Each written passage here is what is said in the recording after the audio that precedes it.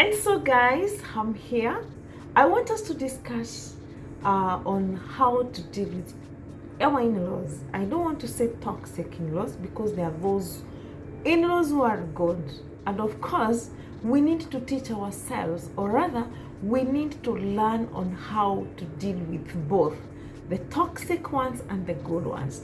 Of course, we need to know how to live with them.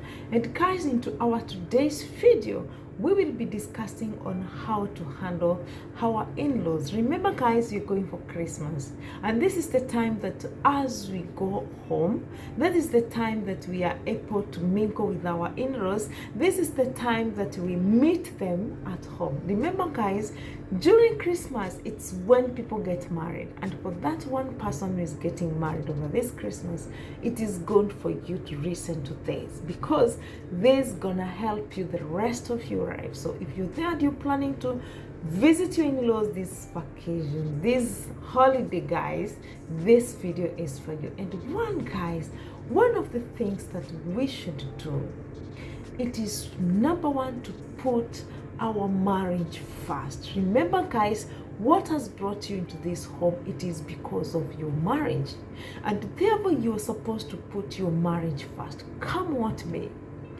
No, remember that it is because of your husband that you've joined this family. You didn't know them. Did you know them? No, these are so new people to you. Some will love you, some will hate you, and there is nothing you can do about it. And it is not even wrong for them to hate you, because maybe you are not their taste. Remember, you are not their taste, but you are their son's taste. Just the other way around also. Your husband it's not your sister's taste. You know, let me tell you, he's not your sister's taste, but that should not stop you guys build your home. So the first thing that you should do is to keep your family first. Always, in everything that you know, in everything that you do, your marriage should always come first, because that is the reason why you've joined these people. Sometimes we don't like to value our marriages, and sometimes there are those people, may it be a woman or the man, they want to cling there with your families. They don't want to part their ways with their families. They don't want to leave their families alone so that they can start their own lives with their partners, but they want still to stay there. So this is my advice guys. If you're there and you want to be on the safe side with your, put your marriage first, period. There is nothing to negotiate about that, because that is the reason why you are in that house. After all, if you didn't get married, would I have met this kind of people? No. The second thing is to enforce health boundaries. Boundaries are what you will do and what you will not do. Come on guys, building, or rather enforcing health boundaries should be the first thing that should come. Once you land to that home, make sure that you have your boundaries. This is what I want to do, and this is what I cannot do. It should come out clear and very clear, and each and every person should be able to understand your boundaries. If you don't love doing some things, let them know that I cannot be able to do these things. If you love to do this, let them know that this is what you love the most, so that even as you start growing into this family, they know things that you love and they will know things that you don't love. But the problem with us is that we don't want to create boundaries. We don't want to let them know what we love and what we don't love. So it is always very good to enforce health boundaries. Then number 3, do not confront your in-laws. Sometimes they might make you to feel so annoyed. Sometimes they might tell you things that you don't want to hear. Sometimes they will do things that are so hurting. But the best thing for you is use your ears, use your eyes, and don't let your lips participate on this, because the time you start now confronting your in-laws, it means that there is no respect and they will never respect you. Then number 4, Let go of expectations. You know, sometimes when you're getting married, we expect a lot from our mother-in-laws. We expect a lot from our sisters-in-law, or even from our father-in-laws. When you land to that house, please know that it is you and your partner. You shouldn't expect anything from your in-laws. After all, what do you expect from the in-laws? They don't know you. It is only your man who knows you. Remember, you're so new to this family, and it is only that one person who knows you. So he's going to introduce to them a very new person. So what expectations do you have from people that you don't know? Don't have those kind of expectations from the in-law. You expect them to respect you like this. You expect them to cook for you. You expect them to pamper you. Let me tell you, please, don't expect that. Don't expect. Let me tell you one thing. Maybe none of them has a feeling for you. It was only their son, who had feelings for you. Who else has a feeling for you in that family? Nothing. So that is why I'm saying you are not supposed to expect anything from them, because maybe they don't love you. Maybe it is because of their son that you're in that family. It is only because of the love that their son and for you, you're in that family. And I'll tell you for free that no other person will love you in that family. If you are loved, you are lucky.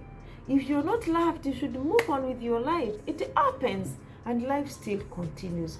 But what you are not supposed to do is to have high expectations from them. Number 5, keep your cool. Keep calm. Don't go there to talk and talk a lot. Like I'm saying, make use of your ears, make use of your eyes, but don't make use of your mouth, because this mouth is the one that brings a lot of problems in the family. Just look at them. See what they are doing. Keep calm. Keep cool. Don't go rushing and asking a lot of questions. And what have you done? What did we do? Why are you doing this? No, keep calm. This is not your home. You came here to build your home. So you're going to go to your home and build it there. But don't go to dictate people, or don't go to start talking so much in somebody's home.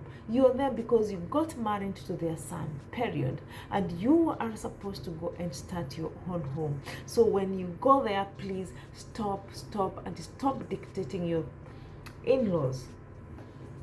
Number 6, try to be flexible. Sometimes we make things worse because we are too rigid. Our in-laws are requesting us to be like this, but we want to be so rigid. The inco in us, especially as ladies, the inco in us cannot allow us to be dictated by our in-laws. What are you telling me? I got married here, so you're not supposed to tell me to do things. No, please. Try to be flexible. Is it that they are telling you to help them in something? Try to be flexible and do it. After all, how many times do you meet with them? Like the ones who live in Europe, they'll just be going there for a vacation. It's just like 2 or 3 days. So it is always good to try to be flexible. If this is the way they live, try to live their way so that you are able to cope with them. If this is the way they do their things, try to be flexible. There are those things that you can adopt, at least kidogo, to not too much of it, because now again, I'll not tell you to go do the way they do. Maybe they do their things in a wrong way, and I will not tell you to go and start doing like the way they do. But at least you need to be very flexible so that anything that comes over, you are able to handle it. That is the way to go. But when you become so rigid, then believe me that problems will come. Problem after another problem. Cases after another case. So if you're there and you cannot be able to keep calm, if you're there and you are not able to be flexible in your in-laws' house, then I'll tell you for free that you will live a miserable life. Number 7, find a way to meet their needs. I know this is a very difficult point. Let's say your father-in-law wants to be part of your house, rebuilding Maybe he wants to participate in things that you're doing with your hubby. Why don't you give him a chance? After all, how long will he be in that project? Maybe it's a project that you have. Maybe you want to build a house, and maybe he wants to participate. And give him that space. At least you can tell him, please help me to get there, the iron sheets. Help me get there, the timber or anything. Just try to involve him so that he can feel that, yes, I got a son. Remember, he is their son, and there is nothing you can change. He is their son, and there are those parents who would like to feel like they are participating in their sons or their daughters' project. So in case you have this kind of a person, please do not ignore him. You can try to incorporate him just in a very simple manner, so that he feels that he is part of his son's project. There are those who are like that. But if yours is not like that, then you don't need to incorporate him. But if he wants to be there, please don't deny him that space. Just give him that space so that he can feel proud of his son.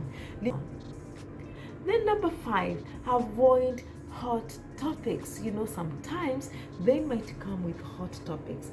Topics that maybe they want to criticize you. Maybe there are those things that they start talking or they start mentioning, and you feel like, oops, it's like they are talking about me.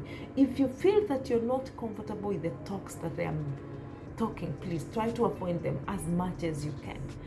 Just walk out, leave them, let them discuss. Because the time you involve yourself in this kind of a discussion, one, you'll feel pain. Number 2, you will be annoyed for no good reason, and it is something that you could have avoided. So the best thing is to avoid those hot topics, the topics that can lead you to feel pain or can hurt your heart. Try to avoid them. Try to avoid them completely. And then number 9, look for common ground. Look for common ground. Try to find out that you can bond over. Maybe your mother-in-law can teach you how to cook a own recipe, and you don't need to tell them that I don't want to be taught by you. Maybe your mother-in-law might need to involve you in some of the chores that they do at home, and you feel like you don't want to be part of that. No, come on, teach yourself to be part of them. If she tells you, let's go to the shamba, please just follow her. But if they want to involve you in their daily activities, please be part of them. It makes them feel that they have somebody who has come into their house. But if you start refusing to do what they want you to do, then it becomes so difficult to deal with them. Of course, it will be a pain on your side because they will always gang against you. Then number 10, and the last one, always be kind. Always be kind. How many women are able to be kind? How many people are able to be kind? Your kids are always watching and listening to whatever you're doing. So if you behave in an unkind way, then they are able to run from you. So in anything that we do, let us try to be kind. So you're supposed to show kindness to the family so that even your kids can take after you. When you meet with your in-law, please just say hi, greet her, be kind, and of course the way you talk to them should be in a respectful manner. Try to respect your in-laws. In everything that you do, please try to be kind. Be a kind person.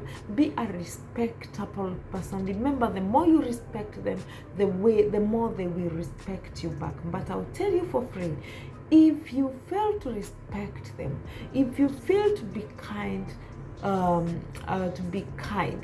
let me tell you, you will not win the battle. Remember, they are in their home.